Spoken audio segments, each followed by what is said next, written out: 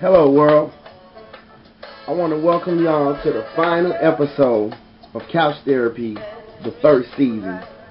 And this is a very special episode for many reasons, because the change that we've been expecting humanity is here. And it's happening all over the world. It's not just in America where we was hoping for change and hoping for Barack to get elected and so forth. Nah, change is happening all over the world. First it started in Tunisia early in 2011. Then it hit Egypt, then Algeria, then Libya, then Bahrain, then all the other Arabic countries around the world are tired of change.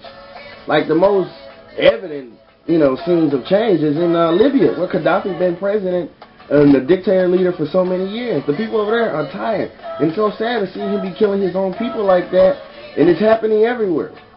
It is crazy how, like, the media, through Twitter, which I am on right now, see? I'm on Twitter. Twitter started this all around the world. Twitter, Facebook, young people are like connecting. Young people are coming together, and they're tweeting. They're talking about what's happening. They're engaging one another, and they're rising and shining, and expecting and getting what they expect. You know what I mean? So he's saying that with all the civil rights movement that is going on in the world, it's nothing new to America, because America and African Americans had to deal with their own civil rights movement here in the United States. Early, during Dr. King time, during Malcolm X time, all of that. That was the big thing. That was a huge movement. And it brought about change, and it brought about stability in America. But at the same time, after that movement happened, black people did take a seat. And I'm going to take y'all back in time and explain to y'all a little bit of the psychology of African American history. Check out my newest article. It's on Examiner.com. I don't know if y'all know or not. I write for Examiner.com, the cultural and events column out of Austin, Texas. Check out my newest article, and it's called The Psychology of African American people. Here it is. Black History Month is at a close in 2011. The possibilities that there were informants in the civil rights movement working for the Federal Bureau of Investigation sends a chilling feeling down the spine of many people.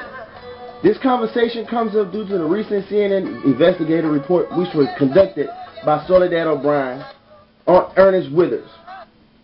Withers was a prominent photographer during the civil rights era, capturing many of the photos and images you see of the movement. All along, no one knew that Withers was informing the FBI of the whereabouts and the intentions of the movement. However, he was not the only one paid or working for the FBI. There seems to be reasoning to believe such information helped undermine the movement. That's crazy, right? There's more. Socially, everything was disorganized, and African Americans had no place whatsoever in American society. The death of Emmett Till proved this more evidently than any other scene in this nation's history. The murder and degradation of a child, a young boy, proves how wicked American society once was. It is even hard now to grasp the image of Till's face from the brutalization he received from a mere supposed whistle that he initiated towards a white woman. How can a society be so evil when it was founded on the principles of God, justice, equality, freedom, and liberty? Philosophically and sensibly thinking, this makes the American Constitution full of hypocrisy. If you have not seen the image of Emmett Till's face, please guide yourself to Google or look at the images through this article. Sit there and think for a minute of how terrible mankind can be to one another. As we look back now and visually take ourselves back in time, one can almost see what young Till went through as his life was stolen from him evilly.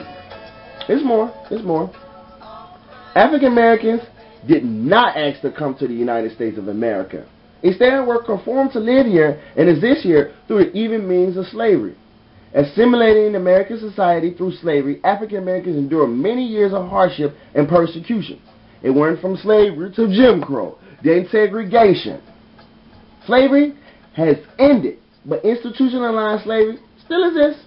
The worst form of slavery is the mental form of slavery, which presently now is plaguing the African American community. The shackles have been broken loose, but African Americans are psychologically still disturbed, believing that the Caucasians, quote unquote, the white man, is still holding them down. African American men especially are the individuals you hear this from the most. The lack of zeal for achievement and education is psychological, and the effects of slavery has much to do with this. African American families have been divided, and young people are growing up in single homes, thus instilling a psychological trend that continues from generation to generation. No excuses, none whatsoever. No excuses. We know about excuses, huh? Change is here, and it's not coming. So you can't expect it to be like, oh, where's change? No, change is here. You see it around you. Change is here.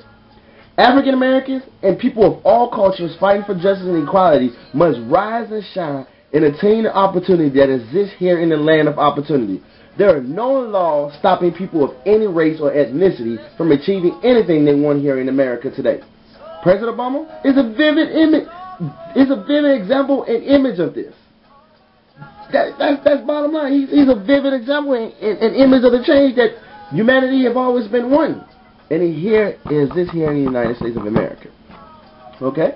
Attainment of education, knowledge, and proper skills open doors that no other key can unlock.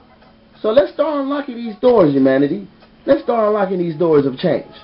That's it, man. And that's the article on the psychology of African American people. Thank you for tuning in to Couch Therapy episode 10, I believe. Episode 10, the final episode of the first season.